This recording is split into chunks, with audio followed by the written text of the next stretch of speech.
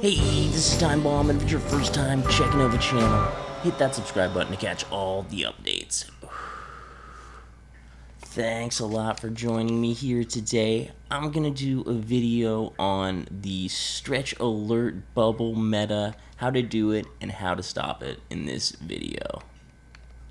How to use it here. Where I like to do it is out of this doubles here, and I use this stretch alert bubble that you see right there, and so really all you're looking for, you know, your opponent, you see him kind of here, and maybe he's based a line, and I'm in, see, on defense here, I'm in this kind of blitzing set, so all five guys are sending. Basically, when you're on offense, you're just kind of looking at it, and you're just watching that the right outside linebacker on your left of screen there, just, in front of my left tackle there to the left of him. You're just watching that guy, and basically whatever if he commits to you, then to the court, to rushing, pass rushing, or, you know, going for just basically at the QB, you see him move towards you, then as soon as you see that, you're just going to throw it to Y right away. Boom. You check it down, and then you're going to be able to get that. You make a move there, and you can end up busting those off. He broke the tackle there. You want to be careful when you release the trigger to make that happen, but that's effectively all it takes. Like someone, you know, so then around that, there's, you know, you just got to be smart with it. When you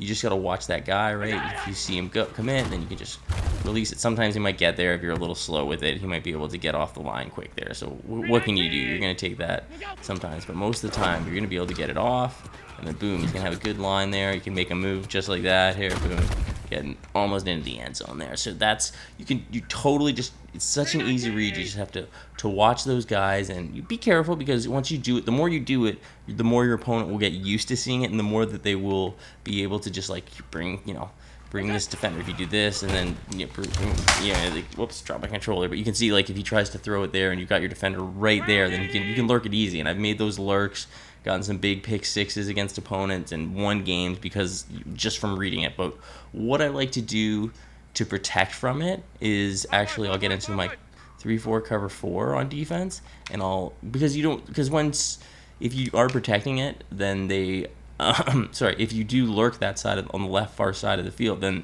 it leaves the right side of the field very open. So that's not necessarily the best way to defend it. So what I like to do is get into 3-4 and spread out those defenders like that, just by hitting the Y button and to the right on the left stick, which kind of just see it, just once you're in the base of line and you do it, it spreads them out that little bit. So now I'll put them into hard flats, you know, kind of get these guys in position a bit more, because basically once you do that, if they recognize that it's covered, then they kind of have to run the ball.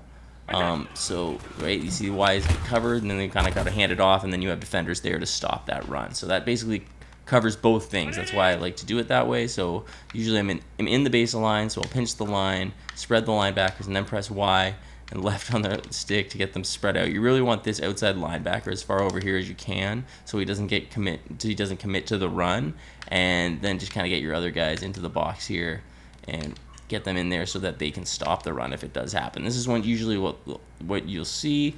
You don't want the guy pinched though here, the CB. You want him to be still back so he doesn't get just burned up top. And, you know, depending, I like to use my safety, so I'm also watching up top there.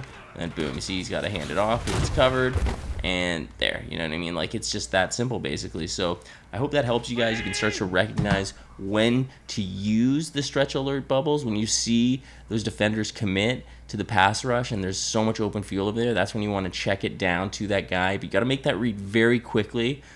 Usually right before the snap, I'm like just taking a look at the play and trying to determine, okay, do I want to who do I have to watch here to decide? And in this case, I feel like normally I would probably be watching this defender right. Like, how come I get Roberts right here is who I'd be watching, and I'd probably, if he moved over here, then I'd be watching Collins to see just that simple read. Who we go with? Y, get rid of it, and boom, just kind of move past like that. See that? Boom, two controllers kind of killing it with them right there.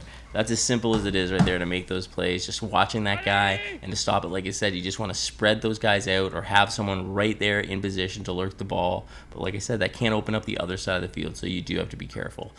So that's when I'll go into the 3-4 to kind of just spread them out. Really, that's what it is. Having someone spread out in the flats, ready to make a play, is all it takes to shut down any sort of little screen, like those screen alerts and like wide receivers, screens to wide receivers. This basically just need to be shut down by those spreads out on the screens from the backfield. That's a whole other video. But thanks a lot for checking out this one. I've been Time Bomb. Give this video a like if it helped you out. Really appreciate you checking it out, and I'll catch you guys later.